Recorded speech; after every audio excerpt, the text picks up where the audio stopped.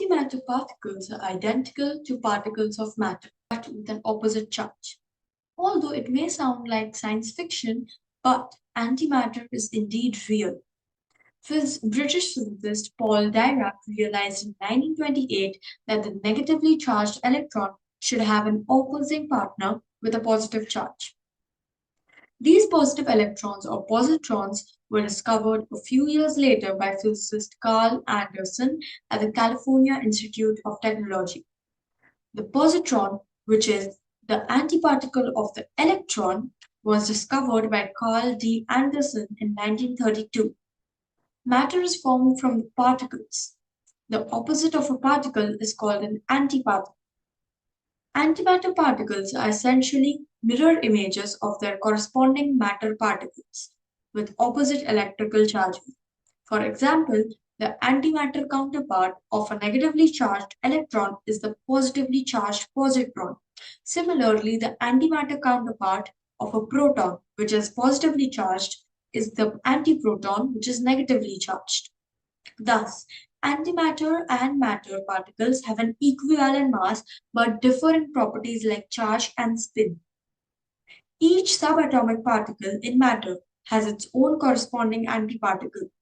For instance, quarks have their antimatter counterparts called antiquarks, and protons and neutrons have antiparticles known as antiprotons and antineutrons, respectively. Similarly, electrons have their antiparticle called the positron, which is also known as an anti-electron.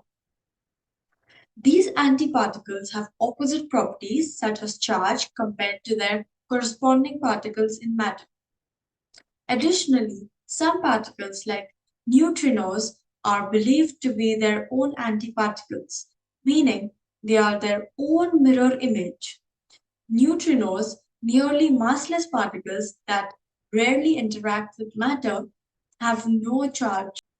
Scientists believe that they may be Majorana particles, a hypothetical class of particles that are their own antiparticles.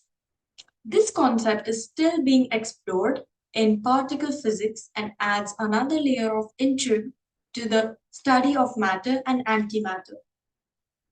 Antimatter was created along with matter after the Big Bang. The Big Bang could have created 50-50 matter and antimatter. So, why is there more matter than antimatter in the universe? But antimatter is rare in today's universe, and scientists aren't sure why. One of the big questions still lingering about our universe is why there is so much more matter than antimatter.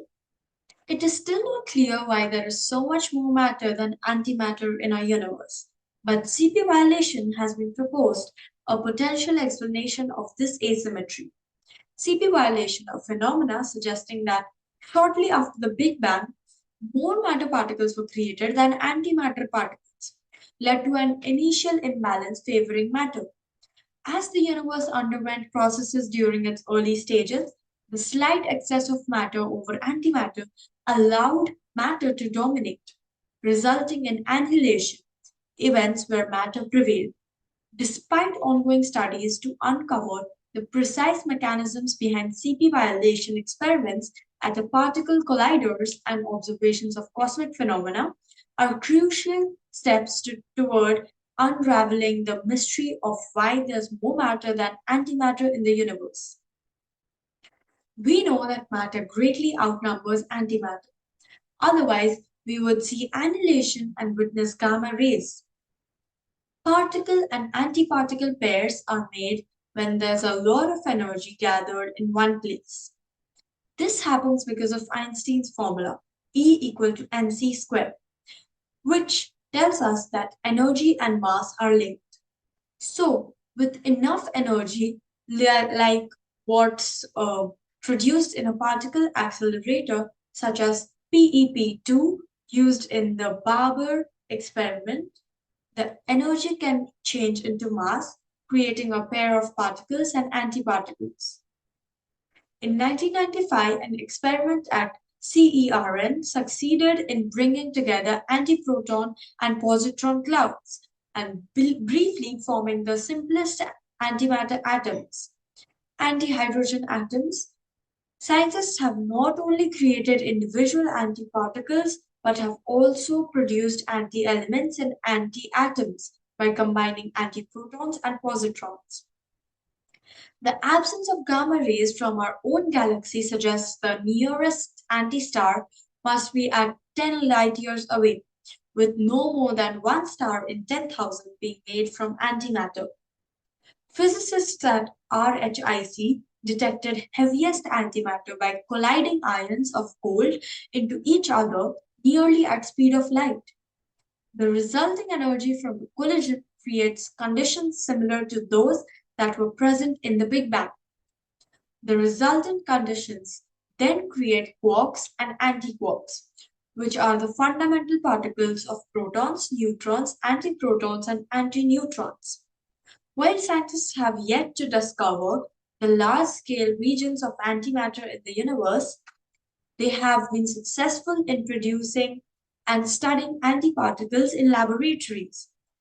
Particle accelerators like the Large Hadron Collider (LHC) are powerful machines that can smash particles together at high speeds, generating antimatter particles in the process. The best way to store antimatter effectively is by ionizing it into a gas and then keeping it in a small magnetic container. This prevents the antimatter from reacting with the walls of the container. A question arises in my mind, which is very interesting. It is, what will happen when antimatter and matter meet together? When antimatter meets with matter, they annihilate each other, converting their mass into energy according to Einstein's famous equation E equal to mc squared. This annihilation releases an immense amount of energy in the form of gamma rays and other particles. Antimatter can be found on Earth, although it will not last very long. Antimatter quickly annihilates with matter. An electron and a positron are found in experiments to annihilate and produce two gamma rays. When matter meets antimatter, they undergo a process called annihilation, where they completely convert into energy according to Einstein's equation E equal to mc squared. This equation shows that if a single gram of antimatter comes into contact with ordinary matter, the energy released is equivalent to the detonation of an atomic bomb. This annihilation releases photons, particles of light, or other particles depending on the specific reaction. Essentially, all the mass from the matter and antimatter gets transformed into energy. This process is incredibly efficient as it converts nearly 100% of the mass into energy. So, when matter and antimatter collide, they annihilate each other, leaving behind only energy. Now, let's explore the benefits of discovering antimatter. Antimatter holds great potential for various applications. It could revolutionize medical diagnostics by utilizing positrons to detect diseases, and it could have military applications or be used as a weapon.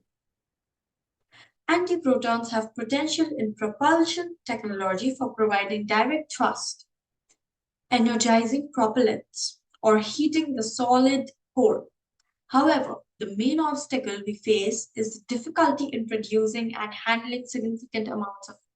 In conclusion, the discovery of antimatter opens up a world of possibilities, from improving medical tests and exploring space to creating clean energy and uncovering secrets of the universe.